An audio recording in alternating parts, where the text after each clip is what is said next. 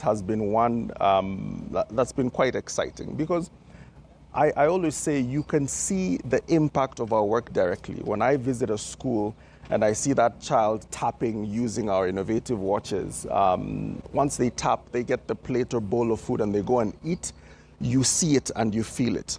And as we've scaled to those 12 counties, we've seen that. Now, when I mentioned 12 counties, I meant those 12 counties are counties we operate in, but we have partnerships with 4 county governments. Now, in these 12 counties, and they're spread across the country, Wasingishu, Kakamega, Kisumu, Mombasa, Kajiado, Machakos, Nyeri, Kiambu, Muranga, you name it. There are quite a number. I mentioned Mombasa earlier. In those counties, the impact is different, and you really get a taste of Kenya. And I think here we're here to celebrate the 47, diverse aspects of the counties and what they bring. So truly, I think it's been a learning experience. But I think one of the biggest game changers was when we started partnering with county governments.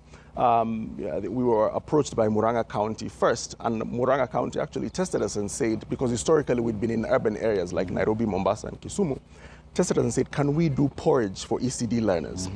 And so we had to go to the rural area. We had to scale it out to over 600 ECD institutions and schools to feed about 42,000 learners.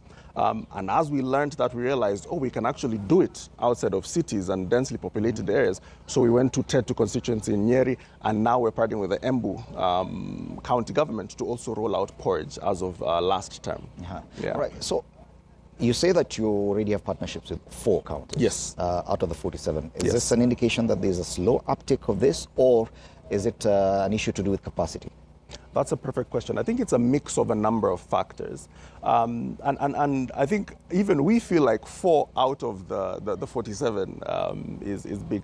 But we have to look at school feeding contextually, right? In a number of our arid and semi-arid counties, which are about half of the counties in the country, you have school feeding initiatives that might belong to other NGOs or might be run by other NGOs, but also the national government. So that eliminates about half the counties where there are other partners. Food for Education is not looking to feed every single county in the country. We're just part of an ecosystem of actors. But I think, too, it is about ensuring that there are frameworks in place and there's financing in place. These 4 counties have shown that commitment, and there are other counties that also have shown that. And a big part of why we're here, especially tomorrow, is we've partnered with the county governments to launch a model school feeding policy, right? Because many county governments might have that intention, that desire to do school feeding, but then the frameworks to be in place to be able to guide them might not be clear. And so that's one of the things we've done over the last year with the Council of Governors to develop this policy, which we hope the Deputy President will launch tomorrow, and continue doing that. We want to ensure that counties can ring-fence funding, just like these other county governments have, to be able to do that. So it's a journey that we're on, because our goal by 2027 is to feed 1 million children every day, and we believe counties are a key part of that strategy. Right. Now, the biggest challenge that I've seen in trying to gauge the different levels that counties are at is the issue of standards. True. That one county may be way ahead of the other. Is that a challenge for you in your engagement with the different counties? Yeah, I'd say it's less of a challenge, but just more of a reality, right? And I think for us, adaptability has been key. Let me give you an example. In Nairobi or Kisumu or Mombasa, where we were feeding, the food would leave kitchens in trucks, these large trucks, and the trucks are temperature controlled. The food would be loaded onto the truck and then it would be distributed to the schools.